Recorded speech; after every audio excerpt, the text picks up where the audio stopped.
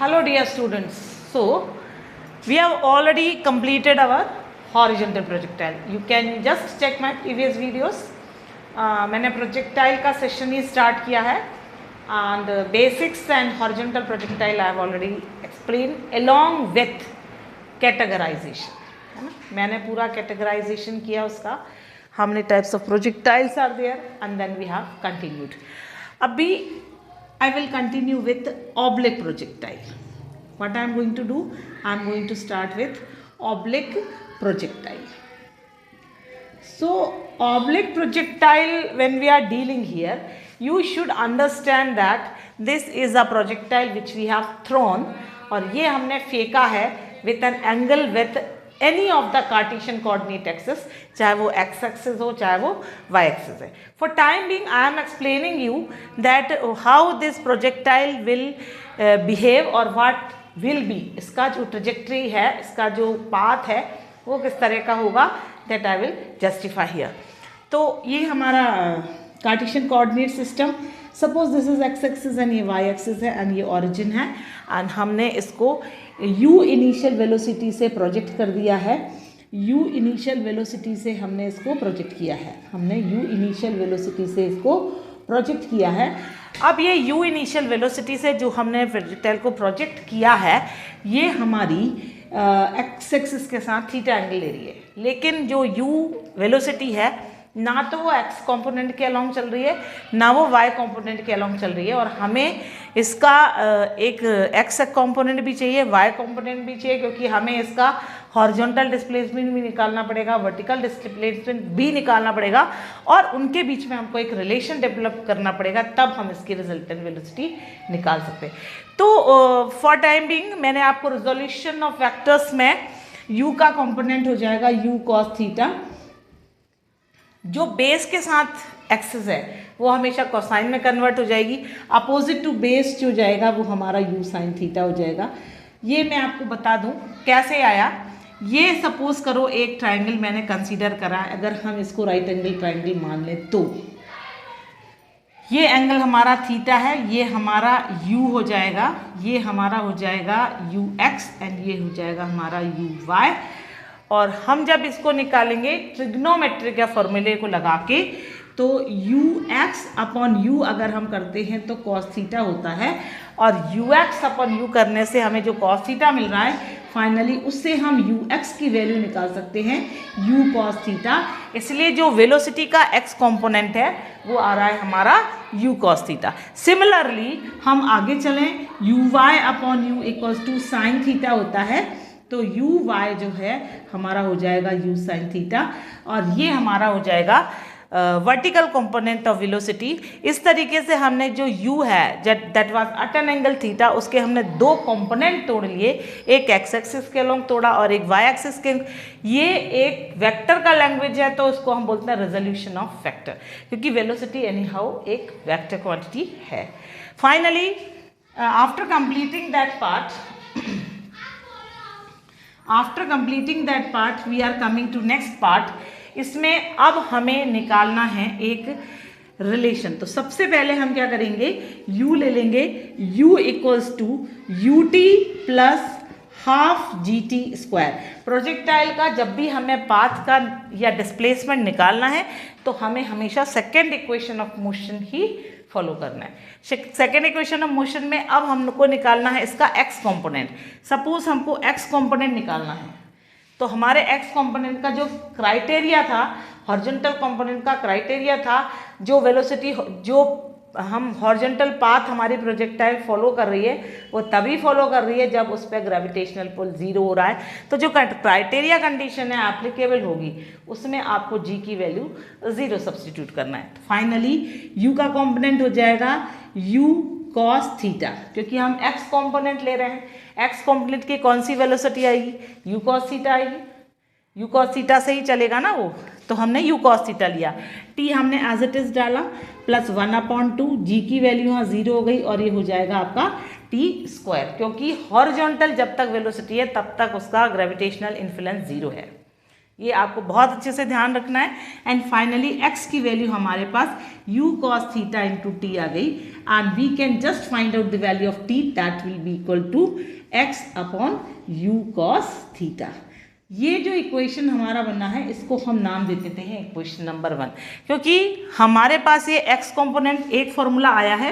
अगर by chance आपको numerical दिया है और उसमें वो ये पूछ रहे हैं कि कितना हॉरिजॉन्टल डिस्टेंस बॉडी ने ट्रैवल किया, तो फिर आपको सिर्फ यहीं पर आंसर निकाल के छोड़ देना है। MCQ पेपर है तो हो सकता है यहीं पर तक क्वेश्चन आपको देकर आपका आंसर यहीं पूरा हो जाए।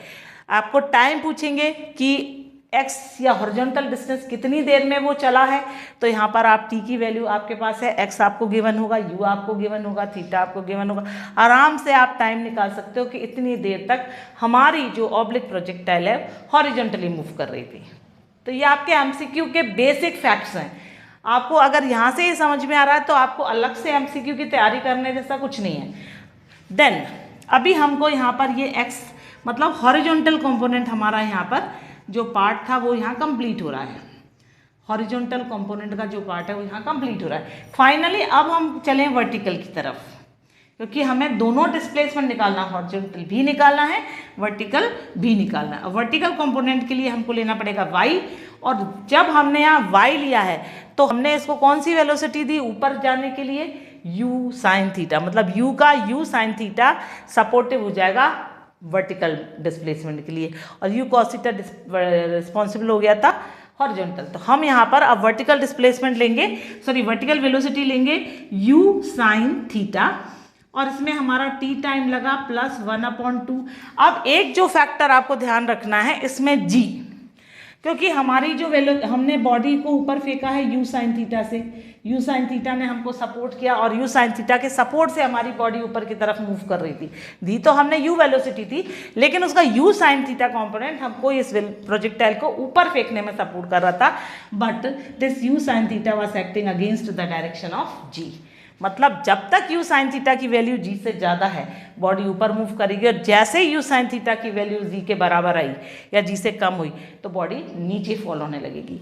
तो इसलिए हमको यहाँ पर जो g लेना है वो नेगेटिव लेना है, और वो t², क्योंकि u साइन थीटा और g एक्चुअली हमको लेना तो u साइन थीटा नेगेटिव चाहिए, but for convenience we have taken u positive and g negative here, और इससे आपको मिल रहा है u sine theta into T minus 1/2 GT²।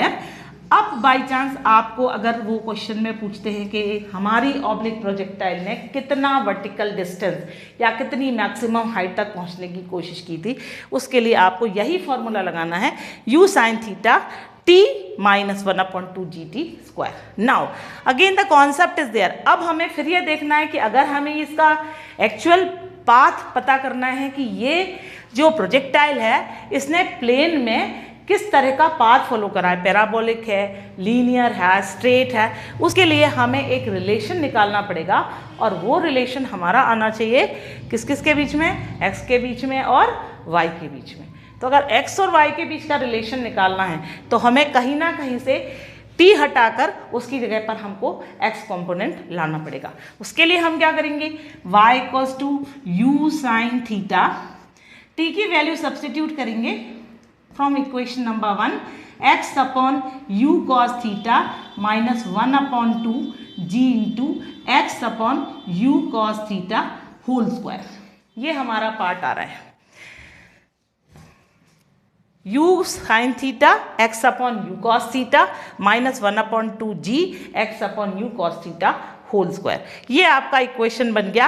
अब अगर आपको क्वेश्चन में फॉर एग्जांपल y कंपोनेंट ही निकालना है ना, t नहीं दिया आपको न्यूमेरिकल के लिए, आपको t दिया ही नहीं है, आपको सिर्फ x दे रखा, u दे रखा, y दे रखा, सॉरी u दे रखा, थीटा और x दे रखा, and they are asking for only y component, सिर्फ आपको वर्टिकल डिस्प्लेसमेंट निकालना है। तब भी आप इस फॉर्मूले को सब्स्टिट्यूट करके इसमें वैल्यूज आप y कंपोनेंट आराम से निकाल सकते हो।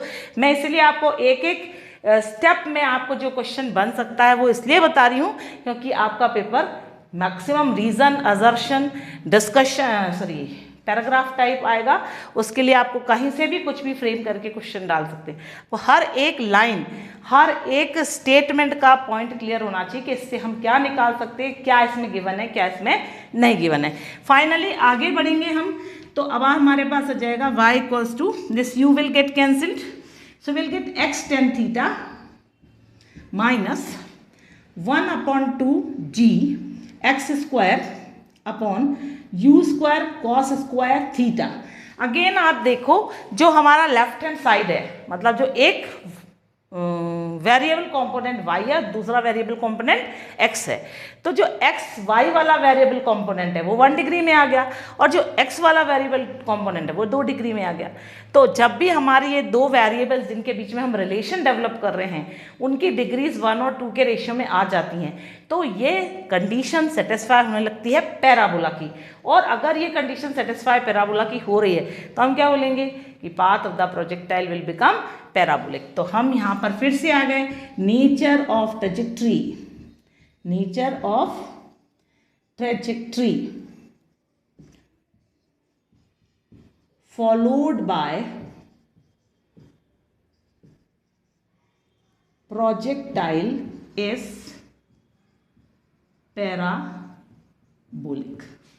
तो यहाँ आपका nature of trajectory followed by projectile is parabolic, मतलब हमने हॉरिजॉन्टल प्रोजेक्टाइल का कॉन्सेप्ट लिया था, वो भी हमारा पाथ प्रोजेक्टाइल पैराबोलिक हो गया था और ये भी हमारा प्रोजेक्टाइल। आई होप ये जितना मैंने आपको करवाया इसमें जो रिलेटेड एमसीक्यूज आपको करवाए सारे आपके क्लियर हो गए होंगे।